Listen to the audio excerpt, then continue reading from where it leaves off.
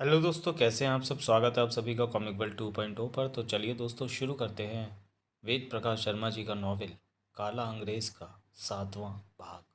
हा हा हा हा हा।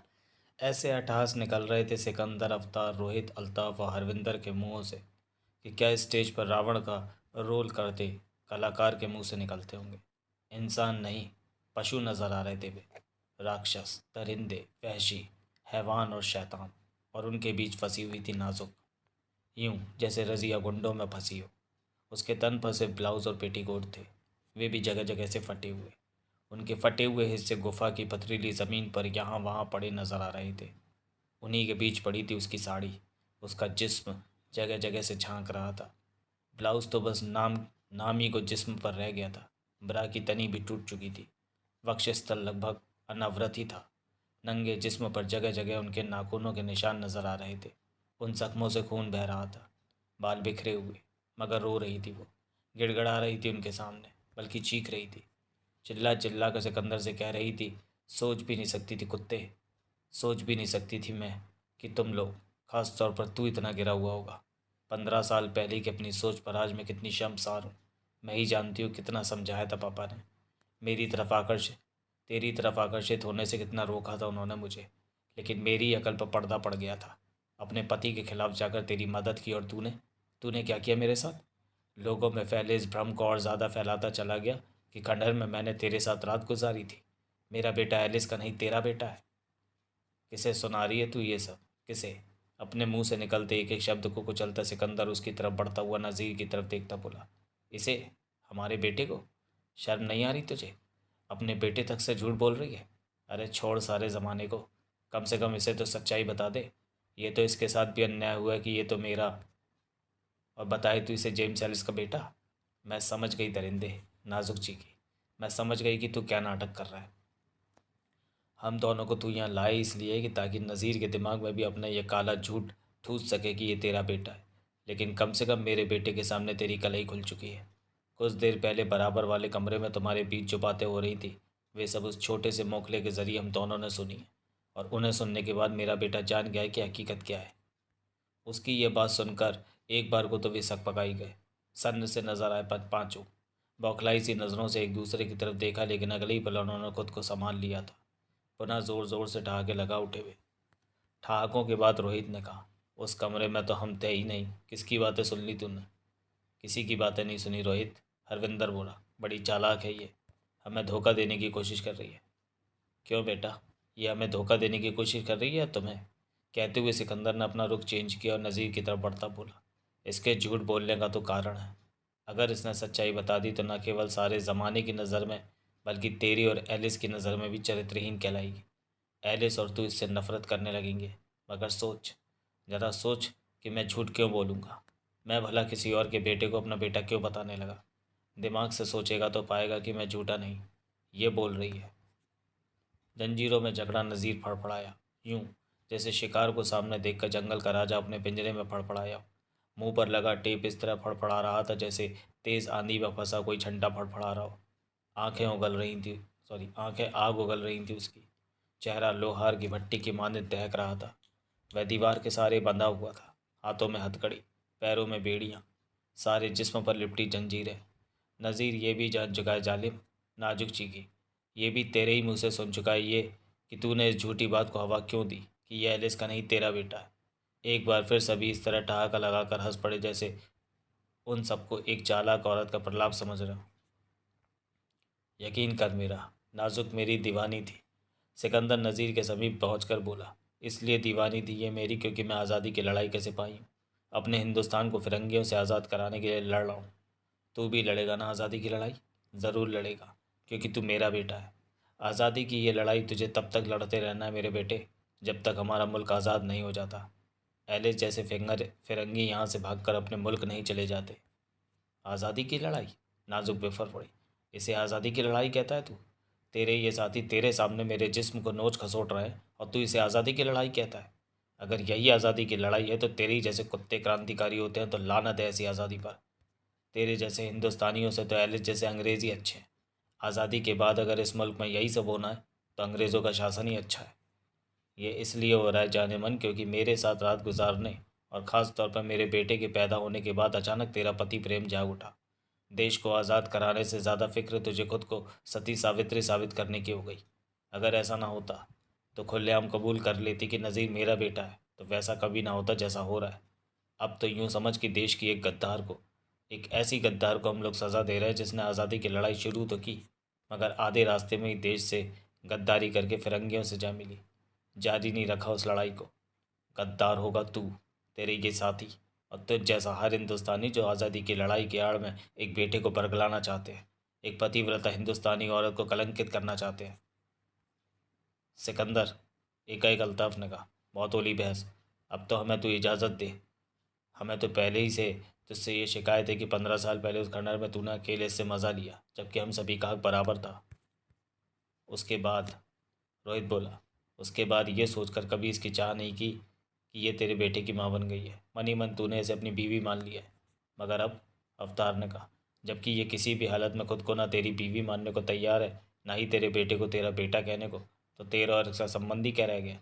और जब कोई संबंधी नहीं रह गया तो ये तुझ अकेले की नहीं, हम सब की प्रॉपर्टी हुई। हरविंदर ने कहा, इसे किडनैप करने में जितनी मेहनत तूने की थी उतनी हमने भी की थी, पिछली बार भी और इस बार भी। पुनः रोहित ने कहा, सुन रही है? सिकंदर नाजुक के बेहद नज़दीक पहुंचकर उसकी आंखों में आंखें डालता बोला था, सुन रही है मेरे दोस्तों के उद्गार? अगर तू मेरी नहीं है तो इन सब की है। अगर इन सब की नहीं बनना चाहती तो कबूल कर ले कि मेरी है। मैं तुझे आज भी अपनाने को तैयार हूँ। शर्त वही होगी, हरविंदर ने कहा। ना केवल नज़ीर के सामने बल्कि सारी दुनिया के सामने कबूल करना होगा कि ये तेरा बेटा है। ऐसा कभी नहीं हो सकता, नाजुक चीखी। एक से एक से लाख नहीं, चाहे जो कर लो तुम। इस झूठ को मैं मेरी समझ में नहीं आ रहा। सिकंदर ने उसकी बात काट कर, समझ में नहीं आ रहा कि सच्चाई को कबूल करने में तो इतनी हिचक क्यों रही है? क्यों नहीं खुलकर सारे ज़माने से कह देती कि नज़ीर मेरा ही बेटा है? तूने मुझसे मोहब्बत की है, और मोहब्बत करना गुनाह नहीं होता। मोहब्बत तो इबादत है खुदा की। मैं सब समझ रही हूँ, सब समझ रही हूँ। सिकंदर नाम के राक्षस, नाजुक दहाड़ी, अपने इन दरिंदे साथियों से डराकर तू मुझसे ऐसा कहलवाना चाहता है जिसके बाद मेरा पति और बेटा इस समाज में सिर उठाकर न चल सके। सारी ज़िंदगी जिल्लत की ज़िंदगी जिए ये। मगर ऐसा नहीं हो सकता। ऐसा कुछ भी नहीं कहूँगी मैं। अगर कहूँगी तो चीख चीख कर सारे ज़माने से एक ही बात कहूँगी, ये कि हिंदुस्तानियों की आज़ादी की लड़ाई एक ढोंग है, एक ऐसा धोखा है जिसकी आड़ में हिंदुस्तानी दरिंदे मासूमों की इज्जत लूटते हैं। ऐसा कुछ भी कहने के लिए हम तुझे ज़िंदा नहीं छोड़ेंगे। उस हालत में मेरी लाश यही सब कहेगी। मरने का इतना ही शौक है तो ले। कहने के साथ सिकंदर ने उसे अपने साथियों की तरफ धकेला। मर। इतनी आसानी से नहीं सिकंदर, अल्ताफ़ ने नाजुक को अपनी बाहों में भरते हुए कहा। इतनी आसानी से नहीं मरने देंगे हम इसे। अभी इससे वो मज़ा लेना है जो तूने लिया था।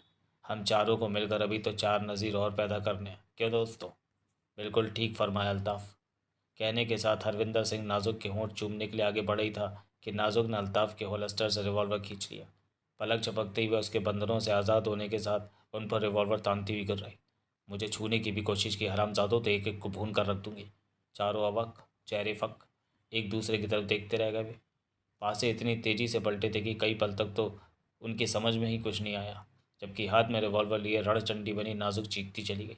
बेइज्जत करोगे मुझे? मेरे बेटे के सामने मेरी इज्जत लूटोगे? एक को भी नहीं छोड़ूंगी कुत्तों, एक को भी नहीं छोड़ूंगी। पांचों को भून कर रख दूंगी। अरे! अचानक सिकंदर उसके पीछे देखता हुआ हैरान और नागवारी वाले लहजे में बोला, तुम यहाँ क्यों आ गई निखार? हमने कहा था ना कि गुफा के हिस्से से में तुम्हारा कोई काम नहीं है। और चूक गई नाजुक। पलट कर पीछे देख लिया उसने। यही क्षण था जब बिजली किसी तेजी के साथ सिकंदर ने अपने होल्स्टर से रिवॉल्वर खींचकर फायर करने में ज़रा भी देरी नहीं की। धाएं! गोली नाजुक की एक कनपट्टी से घुसकर दूसरी कनपट्टी को फाड़ती हुई बाहर निकल गई। इधर उसके अलग से चीख निकली थी।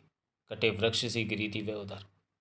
जंजीरों में जकड़ा नज़ीर इतनी जोर से दहाड़ा कि मुंह पर चिपका टेप हवा में दूर तक उड़ता चला गया था। नहीं छोड़ूंगा हिंदुस्तानी कुत्तों, एक भी हिंदुस्तानी को नहीं छोड़ूंगा। जंजीरों में जकड़े ज्वालामुखी के मुंह से जैसे दहकता लावा फूटता चला गया। एक एक को ज़मीन में जिंदा दफन कर दूंगा। तुमने मेरी माँ को मारा है। पाताल में भी जाकर छुप जाओगे तो नज़ीर के कहर से नहीं बच सकोगे। चीर फाड़ कर अगर मैंने तुम्हारी लाशें गिद्धों के सामने नहीं डाली तो मेरा नाम नज़ीर एलिस नहीं। अगला दृश्य, अब आएगा मज़ा। खुशियों के रथ पर सवार जेम्स एलिस कह रहा था, सिकंदर का बेटा ही जब उसे ज़मीन में गाड़ेगा तो मेरे कलेजे को चैन पहुंचेगा। बहुत चीख रहा था सर, चीखते ही चला गया साला। जेम्स एलिस के सामने खड़े सिकंदर ने कहा था। मेरे तो कान के पर्दे फटने को तैयार हो गए थे। जाने क्या क्या कह रहा था। रोहित ने बताया, इतनी गालियां बक रहा था हिंदुस्तानियों को जितनी हमने भी कभी नहीं बकी। गधा, बेवकूफ़, खुद ही नहीं जानता कि वह खुद ही हिंदुस्तानी है। जान भी नहीं सकता। एलिस बोला, खुद सिकंदर के ही मुंह से जो सुना दी गई है उससे ये बात कि वह उसका बेटा नहीं है। उस हरामजादी ने सिकंदर से कभी मोहब्बत ही नहीं की, कोई रात नहीं गुजारी उसके साथ। दूसरे कक्ष में वे बातें करके मोकले द्वारा तुमने उन्हें वे सारी बातें सुना दी थी जो मैंने समझाई थी। Yes sir. उन्हीं बातों को सुनकर तो खुशी से पागल हुई जा रही थी वे, ये सोचकर कि अब तो उसके बेटे को यकीन आ ही जाएगा कि वह सिकंदर का बेटा नहीं है। कह भी रही थी कि उसका बेटा सब कुछ सुन चुका है। पहले तो हमने शॉक्ड रह जाने की एक्टिंग की, उसके बाद ऐसा नाटक करके अपने काम में मशगूल होगा जैसे उसकी इस बात को कोरी कब समझ रहा। Good, very good. पर वह सोच तो रही होगी सर कि सिकंदर ने यह झूठ बोला क्यों। जब वह है ही उसका बेटा तो सिकंदर ने ऐसा क्यों कहा। सोच तो ज़रूर रही होगी और हल्कान भी होगी, लेकिन अंदर ही अंदर। नज़ीर की मौजूदगी के कारण बाहर से तो प्रदर्शित नहीं कर सकती थी ना। बाहर से तो उसे यही प्रदर्शित करना था कि सिकंदर की ये बात सच है, ताकि बेटे पर साबित कर सके कि वह सिकंदर का नहीं बल्कि जेम्स एलिस का बेटा है। वह यही कर रही थी सर, 100% यही कर रही थी। करना ही था। इस सब को सोच कर ही तो मैंने ये प्लान बनाया था।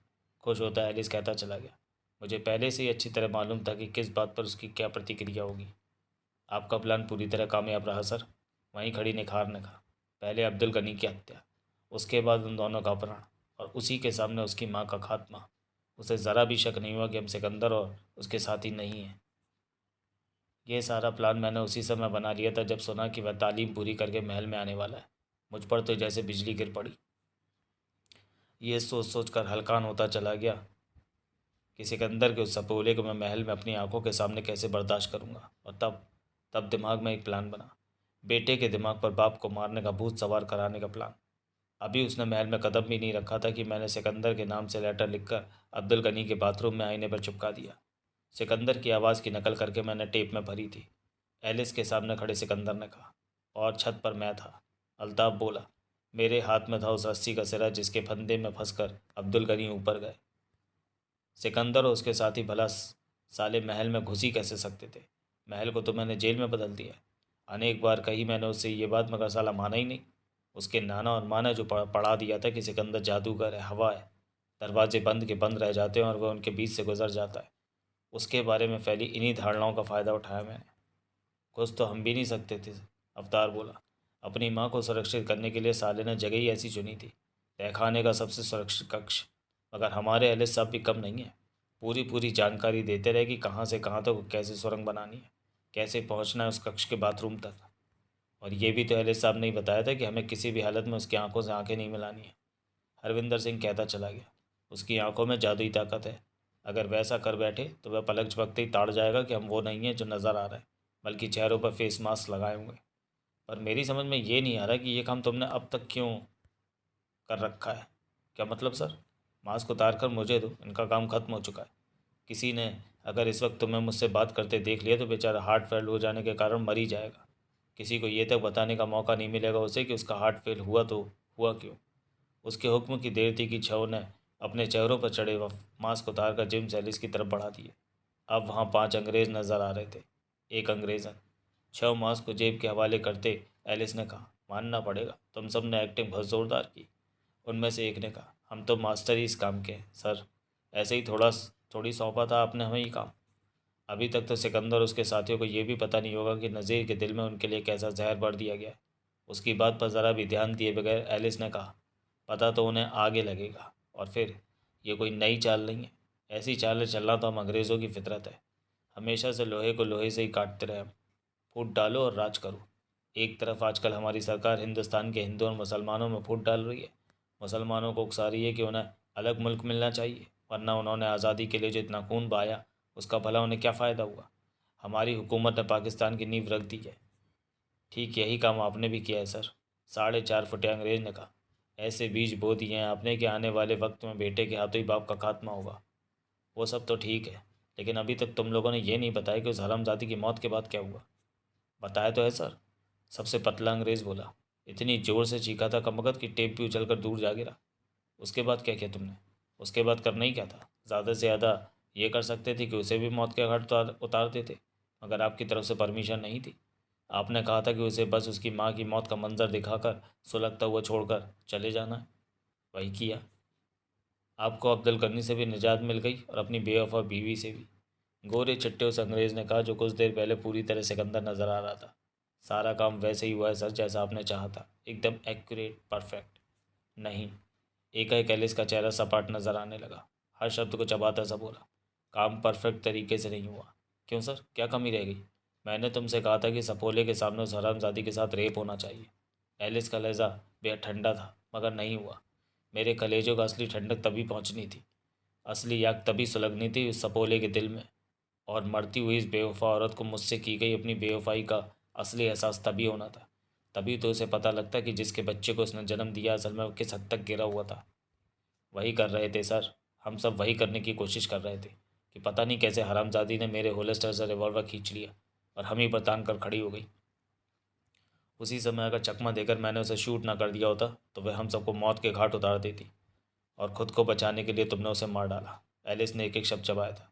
रेप करे बगैर मार डाला। इसके अलावा कोई चारा ही नहीं बचा था सर। अगर हम ज़रा भी चूकते तो बाजी उसके हाथ में आ चुकी थी। पहला कारण तो ये, और दूसरा कारण ये कि मैं किसी भी ऐसे आदमी को इस दुनिया में नहीं रहने दे सकता जिसकी वजह से आने वाले समय में सपोले को ये पता लग सके कि उसकी आंखों के सामने जो कुछ हुआ वह सिकंदर और उसके साथियों ने नहीं किया था। मतलब? एक के मुंह से निकला। एक है। एक साथ छहों के चेहरे फक पड़ गए थे। दूसरे ने पूछा, क्या मतलब सर? तुम्हारे चेहरों पर उड़ती हवाइयाँ बता रही हैं कि तुम मेरे इरादे को ताड़ चुके हो। कहने के साथ उसने बिजली की सी गति से अपना हाथ जेब से बाहर निकाला। अच्छा है तो मरने से पहले समझ गए। मरने से कम एक क्षण पहले आदमी को ये तो पता लग ही जाना चाहिए कि वह अब इस दुनिया से रुखसत होने वाला है। हाथ में रिवॉल्वर दबा हुआ था, साइलेंसर युक्त रिवॉल्वर। ये आप क्या कर रहे हैं सर? आश्चर्य और भय में डूबे लगभग सभी के मुंह से एक जैसे लफ्ज़ निकले, मगर जवाब एलिस के हाथ में मौजूद रिवॉल्वर ने खांस कर दिया। क्षणिक अंतराल से वह 6 बार सचमुच बस इतनी जोर से खांसा था जितनी जोर से 1 साल का बच्चा खांस सकता है। उनके मुंहों से चीखें निकली। छहों की लाशें इधर उधर बिखर गई। जेम्स एलिस ने इत्मीनान से धुआं उगलती नाल में फूंक मारी। उसे वापस जेब में रखने के बाद चहलकदमी सी करता एक लाश के नज़दीक पहुंचा और उसमें इस तरह अपने बूट की ठोकर मारी जैसे पेनल्टी कॉर्नर के बाद गोल करने के लिए फुटबॉल में मारी। लाश वाकई फुटबॉल की तरह उछलकर एक पहाड़ी ढलान पर जाकर टकराई और फिर टिप्पे खाती हुई हजारों फुट नीचे बह रही एक ऐसी नदी में जा गिरी जो भयंकर गर्जना के साथ बह रही थी। जेम्स एलिस ने बाकी 5 लाशों का भी वही हश्र किया। जेब से 6 फेस मास्क निकाल कर भी नदी में डाल दिए। काम खत्म होने के बाद एक सिगरेट सुलगाई और घटनास्थल से थोड़ी ही दूर खड़ी अपनी जीप की तरफ बढ़ गया। अगले पल वह जीप की ड्राइविंग सीट पर बैठा उसे एक ऊबड़ खाबड़ सड़क पर दौड़ाया जा रहा था। उसके एक तरफ खाई थी, वही खाई जिसके निचले सिरे पर हजारों फुट नीचे 6 लाशों को निगलने वाली नदी बह रही थी, और दूसरी तरफ गगन को चूमता सा नजर आने वाला पहाड़। ऊबड़ खाबड़ सड़क पर उस पहाड़ की परिक्रमा सी करता हुआ जब पहाड़ के दूसरी तरफ पहुंचा तो करीब 100 अंग्रेज सैनिकों की एक फौज को अपनी प्रतीक्षा करते पाया। उन सबको संबोधित करते उसने ऊंची आवाज़ में कहा, उस तरफ का हिस्सा मैं चेक कर आया हूँ, कहीं कुछ नहीं है। तुम लोग चारों तरफ फैल जाओ और पहाड़ के इस तरफ के हिस्से को चेक करो। नज़ीर और नाजुक के साथ वे इसी इलाके में कहीं छुपे होने चाहिए। अगर कोई गुफा नज़र आए तो उसे ज़रूर चेक करना। सैनिक आदेश का पालन करने के लिए चारों तरफ फैल गए। अगला दृश्य। 40 साल पार कर चुके सिकंदर ने अपने सामने खड़े नई उम्र के एक लड़के से बहुत ही सख्त लहजे में कहा था, तुम जानते हो ना नंबर 40 कि हमसे यूं चाहे जब नहीं मिला जा सकता। जी हाँ सरदार, लड़के ने सम्मानपूर्वक कहा, जानता हूँ। फिर क्यों खबर भिजवाई कि तुम हमसे आज ही मिलना चाहते हो? सवाल 39 वर्षीय अल्ताफ़ ने किया। आप ही ने आप ही ने यह भी कहा था कि इमरजेंसी में चाहे जो इनकलाबी आप लोगों से चाहे जब मिल सकता है। 37 वर्षीय निखार बोली। तो तुम इमरजेंसी में आए हो? जी हाँ। ऐसी क्या इमरजेंसी आ पड़ी? हरविंदर सिंह ने पूछा। मैं आप लोगों की शिकायत आप ही के पास लेकर आया हूँ। अवतार के मुंह से ये लफ्ज़ स्वतः निकला। मतलब? हमारी शिकायत हम ही से करना चाहते हो? रोहित ने हैरत में डूबे स्वर में कहा। बात कुछ समझ में नहीं आई, लेकिन अब सोच रहा हूँ कि उस शिकायत को आप लोगों से करूँ भी या नहीं। कोई बेवकूफ़ी तो करने नहीं जा रहा हूँ मैं। यह शब्द कहते वह लड़का सचमुच सहमा हुआ नजर आया था। सिकंदर ने उसके मनोभावों को पढ़ा, समझा और फिर उसका उत्साहवर्धन करने वाले लहजे में बोला, तुम बगैर ज़रा भी डरे वह कह सकते हो जो कहने यहाँ आए हो। लड़के ने कुछ कहने के लिए मुंह खोला लेकिन फिर बगैर कुछ कहे बंद कर लिया। पत्थरों को तराश कर बनाए गए उस कमरे में अपने सामने बैठे उन छहों को वो बस देखता रह गया था। वे सिर्फ उसे सायों की शक्ल में नजर आ रहे थे। कमरा काफ़ी बड़ा था और सिर्फ एक मशाल का प्रकाश था वहाँ, जो उस बड़े कमरे के लिए अपर्याप्त था। बहुत ही मध्यम रोशनी थी। वह मध्यम रोशनी वातावरण को रहस्यमय बना रही थी।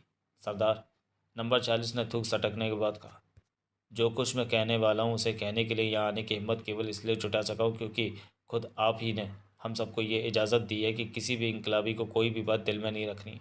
संगठन के हित में जो हो उसे बेबाक अंदाज में कहना है। वह बात चाहे हम ही में से किसी के खिलाफ क्यों ना हो। तो मैं जो कहना है बेखौफ कहो। आप छऊन है जो कि हमारे सरदार है। जो कुछ किया है वह ठीक नहीं किया। नंबर 40 कह ज़रूर रहा था, लेकिन कहते वक्त उसका दिल कांप रहा था। उसके उससे एक ही झटके में संगठन, बल्कि खास तौर पर आप जनता की नज़रों में नायक से खलनायक बन गए। एक भी हिंदुस्तानी ऐसा नहीं है जिसने आपके उस कृत्य का समर्थन किया हो। बल्कि इससे भी आगे बढ़कर अगर मैं ये कहूँ तो गलत नहीं होगा कि उस सबको सुनने के बाद एक एक हिंदुस्तानी आपसे नफरत करने लगा है।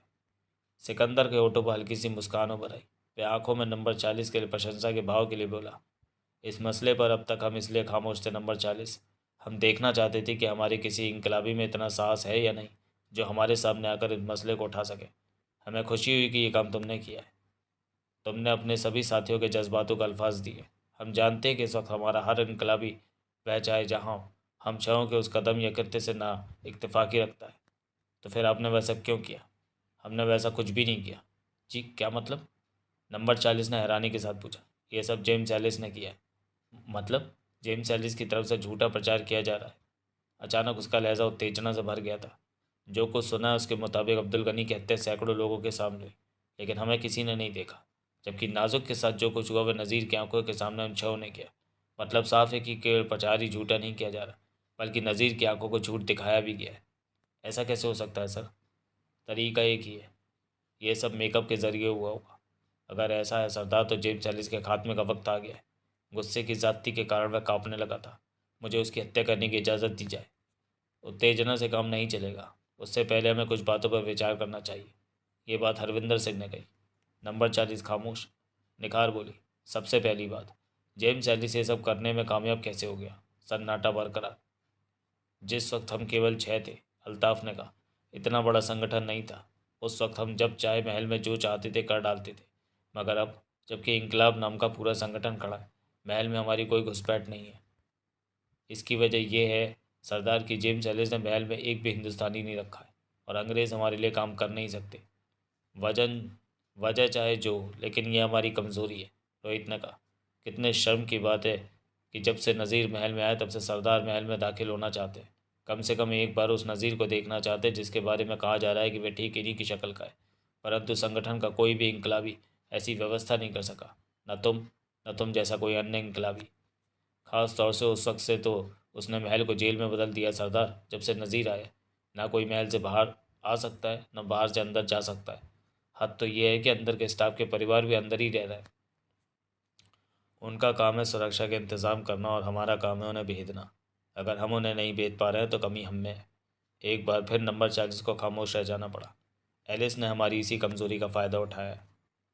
हरविंदर सिंह बोला, अब्दुल गनी की मौत की खबर उसने तब तक महल से बाहर नहीं निकलने दी जब तक नहीं चाहा।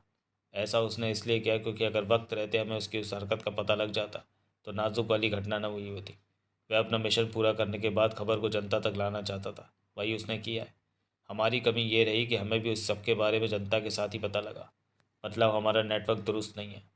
सन्नाटा ज्यों का त्यों पसरा रहा। अब दूसरी बात पर आते हैं। सिकंदर बोला, विचार विमर्श करते हैं कि इस सब के पीछे एलिस का मकसद क्या है। मकसद तो एकदम स्पष्ट है सरदार। उसके अलावा दूसरा मकसद और हो ही कह सकता है जो हो रहा है। नंबर 40 ने कहा, वह हमारे संगठन और ख़ास तौर पर आपको बदनाम करना चाहता है। ये बात उसे कांटे की तरह चुभ रही है कि हिंदुस्तानी लोग हमें अपना नायक क्यों मानते हैं, हमारी मदद क्यों करते हैं। उसने इसी सब पर चोट करने के मकसद से ये सब किया है, जिसमें कि वह कामयाब है। निखार बोली। नंबर 40 की तरफ देखते सिकंदर ने कहा, मैं तुमसे पूरी तरह नहीं बल्कि आंशिक रूप से सहमत हूँ। यकीनन उसका यही मकसद है, लेकिन यह अकेला मकसद नहीं है उसका। इन दो ही घटनाओं के ज़रिए उसने अपने कई मकसद पूरे कर लिए। जैसे धीरे धीरे उसे अब्दुल गनी और नाजुक से सख्त नफरत हो गई थी। उन दोनों को उसने ऐसी तरकीब के साथ अपने रास्ते से हटा दिया कि लोग उन्हें हमारे द्वारा की गई हत्याएं समझ रहे हैं। वह अवतार था जो कहता चला गया। नाजुक की हत्या नज़ीर की आंखों के सामने कराने से जाहिर है कि वह हमारे खास तौर से सिकंदर के लिए नज़ीर के दिल में नफरत भरना चाहता है। और इसमें भी वह कामयाब है, सिकंदर ने कहा। मगर मुझे इस बात की ज़्यादा फिक्र नहीं है। एक शख्स की नफ़रत से निपटा जा सकता है, भले ही वह चाहे जो हो, लेकिन पूरी जनता की नफ़रत से नहीं निपटा जा सकता। अगर ये नफ़रत यूं ही फैली रही तो हमारे लिए अपना काम करते रहना मुश्किल हो जाएगा। हमारी असली ताकत जनता ही है। अगर वहीं से मदद नहीं मिलेगी तो हम कुछ नहीं कर सकेंगे। मतलब एलिस ने हमारी असली ताकत पर हमला किया है और फिलहाल उसे हमसे छीन लेने में कामयाब है। इसका मतलब तो ये हुआ सरदार कि हमें ऐसा कुछ करना चाहिए जिससे जनता हकीकत से रूबरू हो सके। यकीनन पहला लक्ष्य यही होना चाहिए, और याद रहे, इस लक्ष्य को हासिल करने से पहले एलिस को मारना मूर्खता होगी। वह कैसे सरदार? अगर वही नहीं रहा तो हम अपने ऊपर लगे कलंक को नहीं धो सकेंगे। सब कुछ उसी की ज़ुबानी हो सकता है। फिलहाल हालात ऐसे हैं कि सिर्फ हमारे ये कह देने से जनता को यकीन नहीं आएगा कि अब्दुल गनी और नाजुक को हमने नहीं मारा है। लेकिन ये कैसे किया जाए?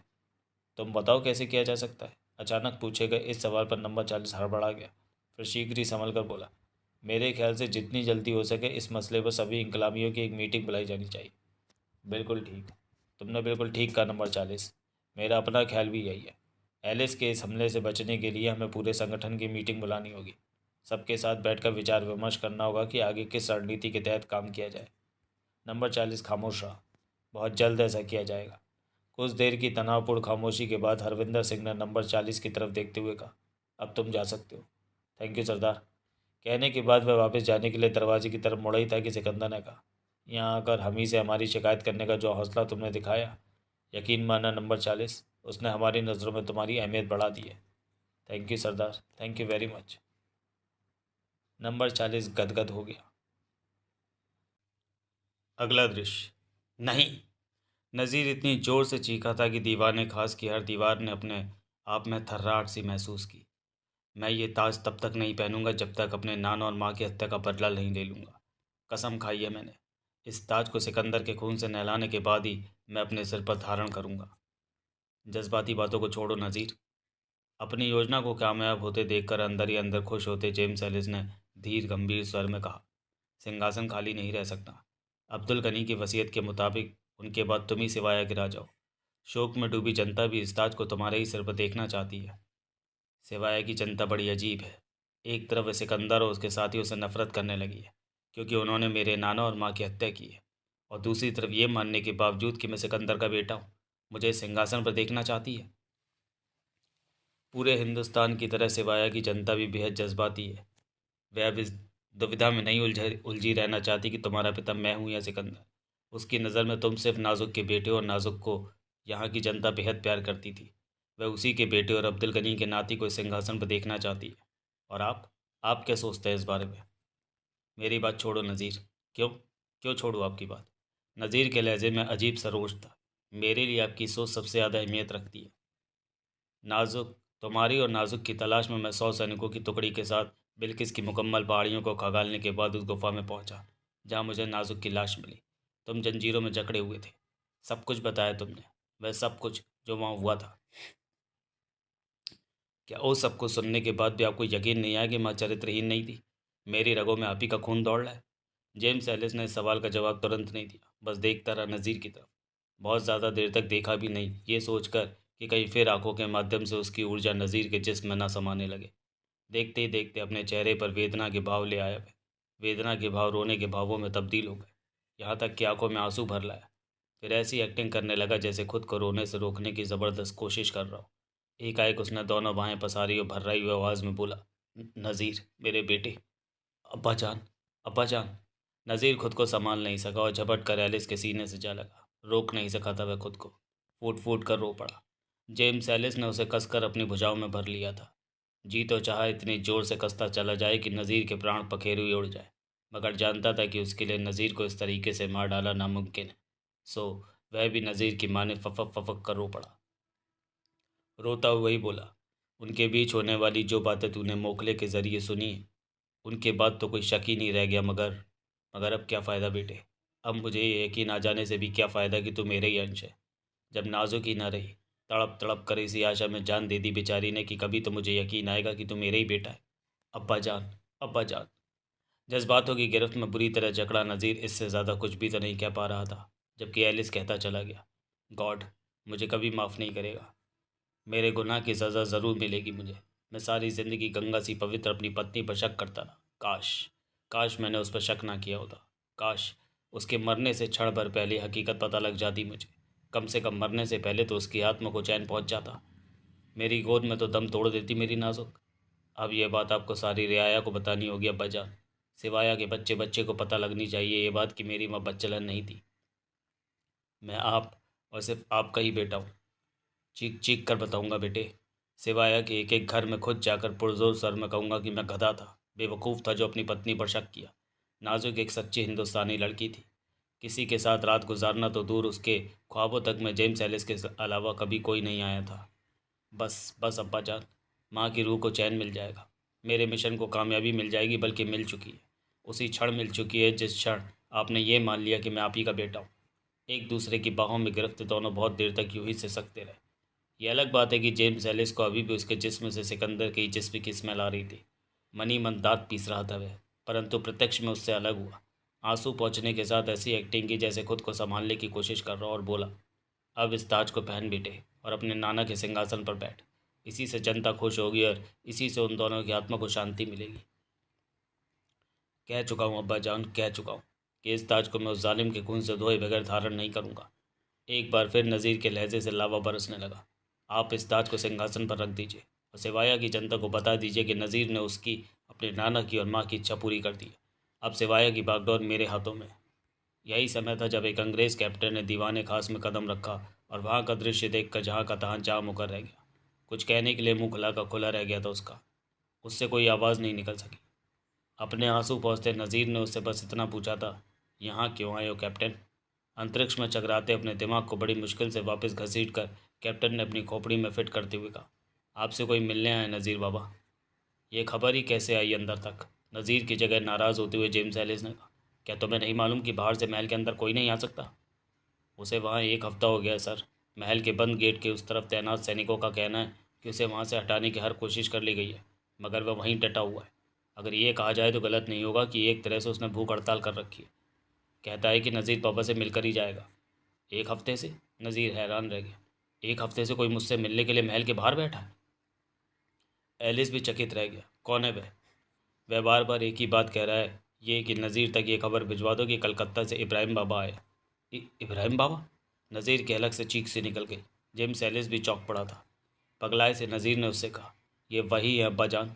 इब्राहिम बाबा वही है जिनके मदरसे में मैंने 13 साल गुजारे, जिनसे तालीम पाई। उन्हें फ़ौरन फ़ौरन अंदर लाया जाए, बल्कि मैं खुद उन्हें लेने दरवाजे पर जा रहा हूँ। कहने के साथ उसने दीवाने खास के दरवाजे की तरफ जंप सी लगा दी थी। उसके मुंह से एलिस के लिए अब्बा जान सुनकर कैप्टन का दिमाग एक बार फिर उसकी खोपड़ी फाड़कर अंतरिक्ष में जंप लगा चुका था। और उस वक्त तो वह अंतरिक्ष में कत्थक ही करने लगा जब एलिस के मुंह से निकले अल्फाज कानों में पड़े। उसने कहा था, सोचने वाली बात यह है नज़ीर बेटे कि इब्राहिम बाबा यहाँ आए क्यों है? कोई चाल तो नहीं है सिकंदर की? नज़ीर पलट कर जेम्स एलिस की तरफ देखने लगा था। अगला दृश्य। मैंने पहले भी कहा था। नंबर 40 के वहाँ से जाते ही सिकंदर बोला, हमने इस बात को फैलने देकर अपनी तरफ से खंडन न करके ठीक नहीं किया कि नज़ीर मेरा बेटा नहीं है।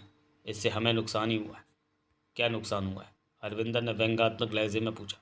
अगर एलिस के दिमाग में ये गलत फहमी ना होती तो वह कभी नाजुक को इस तरह कत्ल करने के बारे में नहीं सोच सकता था। शायद अब्दुल गनी को भी मारने का ख्याल उसके दिमाग में नहीं आता। और अगर वह ये दोनों काम नहीं कर सकता था तो हमें बदनाम करने की वह चाल ही नहीं चल सकता था जो चली है। मुझे उसी समय से लग रहा है कि सिकंदर को असली गम नाजुक की मौत का है, जब से उसकी मौत की खबर हम तक आई है। रोहित ने कहा, तभी से बहुत उदास उदास सा महसूस कर रहा हूँ मैं अपने सिकंदर को। क्यों ना हूँ? सिकंदर ने उसे घूरा। नाजुक ने हमारे साथ ऐसा किया ही कहता जिसकी वजह से उसे ऐसी मौत मरना पड़ा। देखा जाए तो हम ही ने उसके साथ अन्याय किया है। ये बात तुमने उस वक्त भी कही थी। हाँ कही थी, उसने अपने एक एक शब्द पर जोर देने के साथ कहा। मैंने उस वक्त नाजुक की बात मान लेने की बात कही थी, जब हमारे पास उसका ये पैगाम आया था कि हमें जनता के सामने अपनी तरफ से इस बात को स्पष्ट करना चाहिए कि नज़ीर मेरा बेटा नहीं है। उस वक्त भी तुम ही नहीं माने थे। तुम ही ने कहा था कि हमें ऐसा करने की कोई ज़रूरत नहीं है। जनता में ये भ्रम फैलता है तो फैले, क्योंकि इस भ्रम से एलिस सारे जीवन कोड़ता रहेगा। तुम्हारे ख्याल से एक अंग्रेज़ को इससे बड़ी चोट नहीं दी जा सकती थी। तो क्या तुम्हें उस वक्त के फैसले पर एतराज़ है? ऐतराज़ का तो सवाल ही नहीं उठता। जैसा कि हमारे बीच शुरू से तय था, किसी भी विवादित मसले पर हम पर्चियों से फैसला करते थे। इस मसले पर भी यही हुआ था। 4 पर्चियाँ तुम्हारे पक्ष में थी, सो फैसला मान लिया गया। बहुमत के ऐसे फैसले पर हम में से किसी को भी ऐतराज़ जताने की इजाज़त नहीं है। तो फिर हम इन बातों का क्या मतलब है? याद रहे, ऐतराज़ और दुख में बहुत फ़र्क होता है। बहुमत तुम्हारे साथ होने के बावजूद उस फैसले का दुख मुझे उस वक्त भी था, आज भी है, क्योंकि हमने जानबूझकर एक ऐसी लड़की को बदचलन साबित होने दिया जिसने हमारे साथ कुछ भी बुरा नहीं किया था, बल्कि संकट के समय साथ ही दिया था हमारा। मैंने उस वक्त भी यही कहा था और फिर कहता हूँ, बल्कि हम सभी इस सिद्धांत को मांगते हैं कि राष्ट्र किसी भी व्यक्ति से ऊपर है। वह फैसला उसी सिद्धांत के तहत किया गया था और फिर उसके बाद उसने हमारी कोई मदद नहीं की, जबकि ख्वाब हम ये सजाए हुए थे कि उसकी मदद से महल में तहलका मचा देंगे। उसकी गुहार के बावजूद हमने उसके चरित्र पर लगे दाग को धोने के लिए कोई बयान जारी नहीं किया। इसके बाद भी अगर हम उससे किसी किस्म की मदद की उम्मीद लगाए बैठे थे तो यह हमारी कम अकली ही थी। हिंदुस्तानी लड़की के लिए उसका चरित्र ही। मेरे ख्याल से हम बेकार की बहस में उलझे हुए सिकंदर। इस बार निखार ने उसकी बात काट कर कहा, जो बीत चुका है उस पर विवाद करने से मेरे ख्याल से कोई फ़ायदा होने वाला नहीं है। हमें वर्तमान समस्या पर सोचना चाहिए। उसके लिए सबसे पहले महल में घुसना ज़रूरी है, और अगर हम सब भी ना घुस पाए तो सिकंदर का वहाँ घुसना तो नहायत ही ज़रूरी है। मौका लगते ही रोहित ने एक बार फिर मज़ा लेने वाले अंदाज में कहा, बेचारा 14 साल से एक ही तमन्ना दिल में लिए घुट रहा है, ये कि कैसे अपने हमशक्ल की शक्ल देखे। 13 साल तक तो यही पता नहीं लगा कि नाजुक ने नज़ीर को रख रख कहाँ रखा है। पता लगते ही उसके बारे में मालूमात करने कलकत्ता में उसके मदरसे तक पहुँच गया। इब्राहिम से मिलाया। अब आया है तो महल में घुसने का रास्ता ही नहीं मिल रहा। अवतार और अल्ताफ़ के साथ कलकत्ता में उसकी शक्ल देखने नहीं गया था, सिकंदर ने भन्ना कर कहा। उसके बारे में ये पता लगाने गया था कि वह कितने पानी में है, क्योंकि भविष्य में हमारा टकराव उसी से होने वाला है। क्या पता लगा? कितने पानी में है वो? पता ये लगा कि वह इब्राहिम का नंबर 1 शागिर्द था, अल्ताफ़ ने बताया। हालांकि खुद इब्राहिम ने उसके बारे में बिल्कुल उल्टी रिपोर्ट दी थी। कहा था कि वह उसका सबसे फिसड्डी शागिर्द था। सिकंदर ने स्पष्ट शब्दों में कहा। ऐसा शायद उसने इसलिए किया क्योंकि उसे शक हो गया था कि मैं सिकंदर और अपनी पहचान छुपाकर नज़ीर के बारे में बातें कर रहा हूँ। तो फिर यह कैसे पता लगा कि वह नंबर 1 शागिर्द रहा? ये बात मेरी और अल्ताफ़ की इन्वेस्टिगेशन से सामने आई, अवतार ने कहा। हम उसके साथ तालीम पाने वाले कई लड़कों से मिले थे। लगभग सभी का कहना है कि नज़ीर और तो जो है सो है, लेकिन उसकी आंखों में जाने ऐसा क्या जादू है कि जिसकी तरफ देख लेता उसकी आधी ताकत उसमें समा जाती है। ये क्या बात हुई? निखार के उठी। अल्ताफ़ बोला, सच पूछो तो बात असल में हमारी समझ में भी नहीं आई, पर जो सुना है वह बता दिया। बाद में मदरसे जाकर उस साले इब्राहिम की खबर नहीं ली तुमने? हरविंदर बोला। गर्दन पकड़कर पूछा नहीं कि अंटे शंटे रिपोर्ट देने की उसकी हिम्मत कैसे पड़ी? उस सबसे कोई फ़ायदा नहीं था, सिकंदर ने कहा। निखार बोली, मुझे लगता है कि हम एक बार फिर भटक गए। हम यह इस बात पर विचार करने बैठे हैं कि जनता में फैला भ्रम दूर करने के लिए क्या किया जाए। मेरे ख्याल से सभी इनकलाबियों की मीटिंग बुलाई जानी चाहिए, सिकंदर ने कहा। उसी में आगे की रणनीति तय हो सकेगी। अगला दृश्य। नहीं नज़ीर, इब्राहिम ने उससे आंखें चुराते हुए कहा, हम तेरी आंखों में नहीं झाँकेंगे। क्यों? नज़ीर की आंखें गोल हुई। क्योंकि तेरी आंखों के करिश्मे को जानते हैं। अपनी आधी ऊर्जा हम तेरे जिस्म में नहीं जाने देंगे। नज़ीर के काले होठों पर मुस्कान रेंग गई।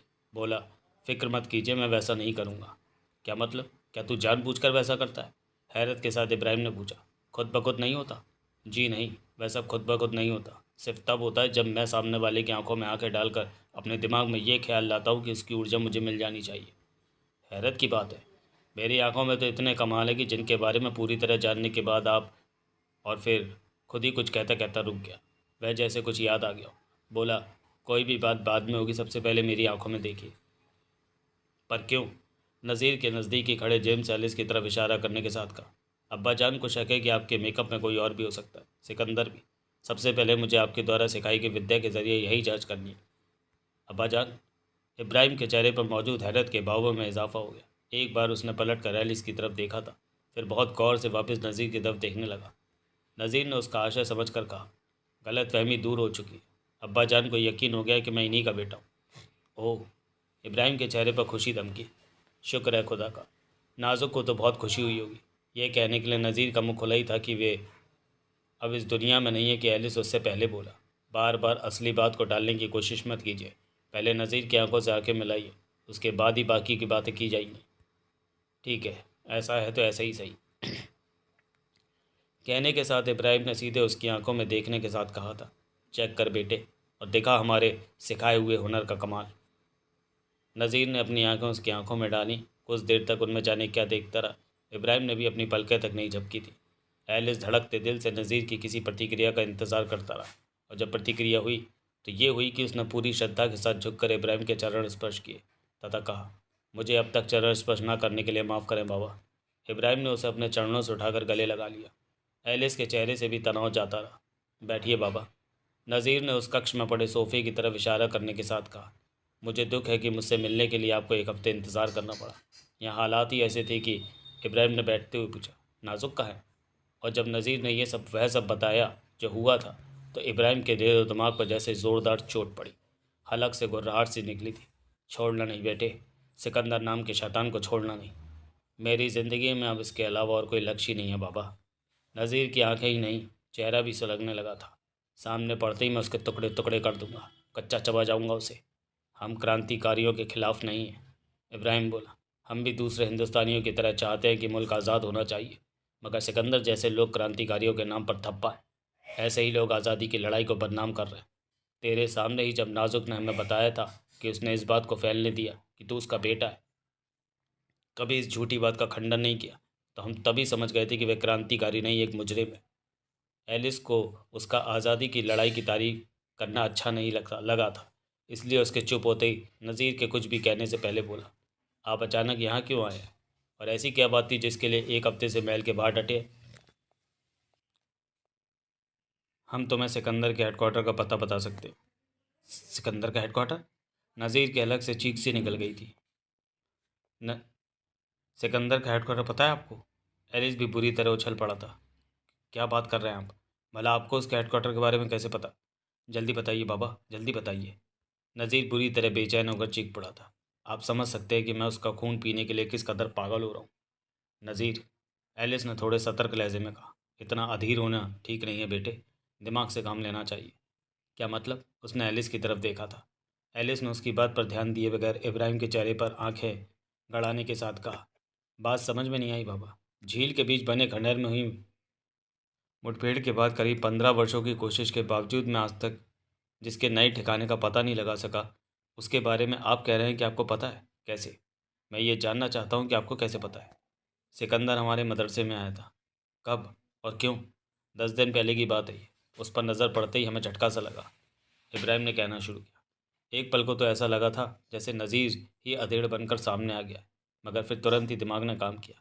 नाजुक की बताई हुई ये बात याद आई कि सारा भ्रम इस कारण फैला था कि तेरी शक्ल सिकंदर से मिलती थी। दिमाग में तुरंत ये बात कौंध गई कि ये सिकंदर ही है। अगर ये कहें तो गलत नहीं होगा कि उस पर नज़र पड़ने के बाद हमारे मुंह से एक लफ्ज़ भी नहीं निकल सका था। बस देखते रह गए थे उसे। शायद चौंकने के भाव भी चेहरे पर आ गए थे। तभी तो उसने पूछा, क्या बात है बाबा, आप मुझे देखकर चौंके क्यों? हमने हड़बड़ा कर पूछा, कौन हो तुम? उसने कहा, मेरा नाम सलीम अख्तर है। उसके ऐसा कहते ही हम समझ गए कि वह हमें अपनी असलियत नहीं बता रहा, मतलब किसी गलत इरादे से आया है। सो हमने भी मन ही मन उससे सतर्क होकर बातें करने का मन बना लिया। ये जाहिर नहीं किया कि हमने उसका झूठ पकड़ लिया। बोले, कहो हमसे क्या काम है? जवाब में उसने कहा, मैं आपके एक शागिर्द के बारे में कुछ जानकारियाँ लेने आया हूँ। हमने भी उसकी हर चालाकी का जवाब चालाकी से देने का फैसला कर लिया था। सो कहा, कहीं तुम नज़ीर के बारे में तो बातें करने नहीं आए हो? वह चौंका। बोला, आपने ये अनुमान कैसे लगा लिया? हमने संभावना व्यक्त की। हमें लगता है कि तुम उसके पिता हो। उसने और बुरी तरह चौंकने का नाटक किया। अरे, आपने कैसे जान लिया? हम होठों पर मुस्कान लिए बोले, तुम दोनों बाप बेटों की शक्लें ही आपस में इतनी मिलती है कि कोई भी पहली नज़र में देखते ही बता देगा कि तुम बाप बेटे हो। उसने कहा, ओह अच्छा, सुना तो मैंने भी है कि नज़ीर की शक्ल मुझसे हूबहू मिलती है। यह बात उसे देखने वाले मेरे कई परिचितों ने बताई है। हमने आश्चर्य प्रकट करते हुए पूछा, क्या मतलब? क्या तुमने अपने बेटे को कभी देखा नहीं है? उसने कहा, नहीं। हम बोले, हैरत की बात है, एक बाप ने 14 साल के हो गए अपने बेटे को कभी देखा ही नहीं। और हाँ, 13 साल रहा वह यहाँ, तुम कभी उससे मिलने भी नहीं आए, हमेशा उसकी माँ ही आती रही। ये मामला क्या है? उसने अपने चेहरे पर मायूसी और वेदना स्थापित कर ली। बोला, क्या उसने इस बारे में आपको कभी कुछ नहीं बताया? हमने उसे घूरते हुए पूछा, किसने? उसने केवल इतना ही कहा, नज़ीर की माँ ने। हम सतर्क लहजे में बोले, नहीं। और फिर इस सब की ज़रूरत भी क्या थी? हमारे मदरसे में ये सब नहीं पूछा जाता। यहाँ दाखिल होने वाले बच्चों को बस तालीम दी जाती है। कभी कभी ये बात खटकती ज़रूर थी कि और बच्चों के तो माँ बाप मिलने आते हैं, कभी कभी रिश्तेदार भी आ जाते हैं, लेकिन नज़ीर से मिलने उसकी माँ के अलावा कभी कोई नहीं आया, और वह भी साल में एक बार आया करती थी। खटकने के बाद खटकने के बावजूद हमने कभी उससे कोई सवाल नहीं किया। असल में हमारे ख्याल से किसी से भी ऐसा कोई सवाल करना हमारे अधिकार क्षेत्र में नहीं आता। इतना सुनने के बाद उसने कहा, गलती उसकी नहीं बाबा, मेरी ही थी। मैंने ही उसके चाल चलन पर शक करके उसे तलाक दिया था। जब तक मेरी गलतफहमी दूर हुई, मुझे ये पता लगा कि उसके चाल चलन में कोई खोट नहीं था, तब तक देर हो चुकी थी। इतनी देर कि उससे आंखें मिलाना तो दूर, में उसके सामने पड़ने तक की हिम्मत नहीं जुटा सकता था। हमने उस पर यही जाहिर किया कि उसे सच्चा मान रहा है। तभी तो बोले, ओह समझ गए, तो मियाँ बीवी के बीच तलाक हो गया था, इसलिए तुम कभी नहीं आए, केवल वही आती थी। उसने कहा, मगर आप तो समझ सकते हैं। आंखें खुलने के बाद मैं पश्चाताप की आग में सुलग रहा था। एक नज़र, बस एक नज़र अपने बेटे को देखना चाहता था, मगर पता नहीं लग रहा था कि उसने नज़ीर को कहाँ छुपा रखा है। पता लग जाता तो बहुत पहले आ चुका होता। हमने पूछा, तो अब कैसे आ गए, जब वह अपने बेटे को लेकर यहाँ से जा भी चुकी है? उसने कहा, उसकी एक पुरानी सहेली से बात हुई थी मेरी, जो अचानक ही मुझसे टकरा गई। मैंने उससे उसके बारे में पूछा तो उसने बताया कि नज़ीर को उसने आपके मदरसे में तालीम दिलवाई थी, जो कि पूरी हो चुकी है, और उसके बाद वह नज़ीर को लेकर किसी ऐसे स्थान पर ज़िंदगी गुजारने चली गई है जिसके बारे में उस सहेली को भी पता नहीं था। अब मैं यहाँ आपके पास यही जानने आया हूँ कि क्या आप मुझे बता सकते हैं कि नज़ीर को लेकर वह कहाँ गई है? मैं उससे माफ़ी मांगना चाहता हूँ बाबा, अपने बेटे को देखना चाहता हूँ, उसे खेलना चाहता हूँ। हमने उसकी हर चालाकी और एक्टिंग को समझते हुए केवल इतना ही कहा, नहीं, इस बारे में हमें कोई जानकारी नहीं है। हमारे ये जवाब सुनकर उसने ऐसी एक्टिंग की थी जैसे बुरी तरह मायूस हो गया। उसके बाद वह नज़ीर के बारे में तरह तरह की बातें करता रहा, सवालात करता रहा। हम समझ गए कि उसका असली मकसद यही था। वह नज़ीर की खूबियों के बारे में जानना चाहता था। क्या बातें कर रहा था वह? एलिस ने पूछा। यही कि नज़ीर ने क्या तालीम ली है, किस किस किस्म के युद्ध में पारंगत है, कितनी बुद्धि रखता है आदि। उसके हर सवाल का एक ही मतलब था, नज़ीर के बारे में ज़्यादा से ज़्यादा जानना। और यह सब उसने ऐसे अंदाज में पूछा था जैसे अपने बेटे के लिए तरस रहा पिता उसके बारे में ज़्यादा से ज़्यादा जानना चाहता हो। आपने क्या क्या बताया? जब हम पहले ही उसकी चालाकी ताड़ चुके थे तो असलियत बताने का तो सवाल ही नहीं था। हमने उससे कहा कि सिकंदर हमारा एक सामान्य बल्कि फिसड्डी से भी नीचे का शागिर्द था। दिमाग कम है उसमें। एक एक बात 10-10 बार बताई जाने के बावजूद उसकी समझ में नहीं आती। शारीरिक रूप से इतना कमज़ोर है कि कुश्ती में उसने कभी हमारे किसी अन्य शागिर्द को नहीं हराया।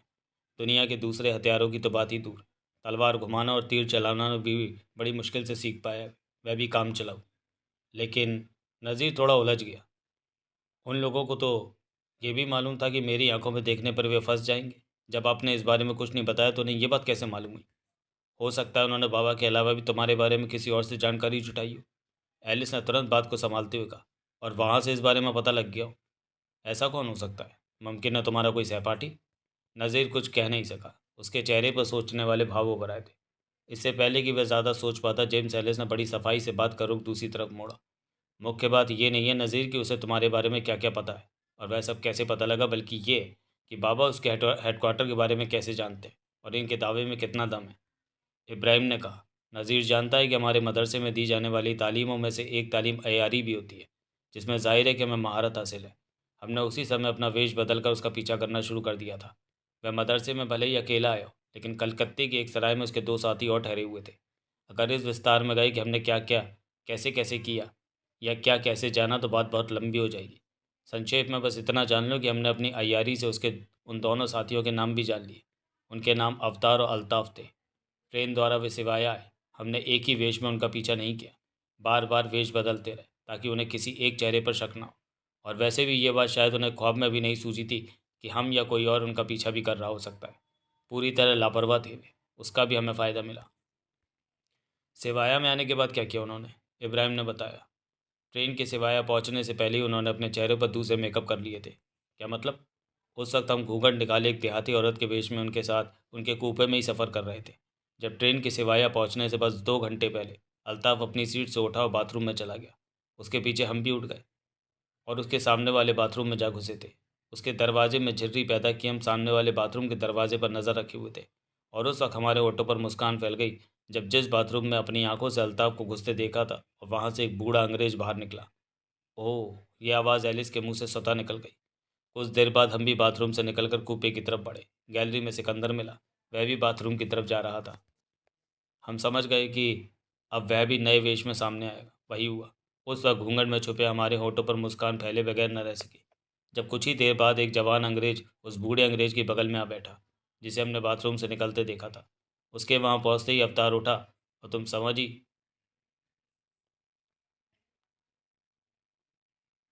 समझ ही चुके उनके असली चेहरों से वाकिफ़ हो चुका है, एलिस ने कहा। नज़ीर ने उत्सुकतापूर्वक पूछा।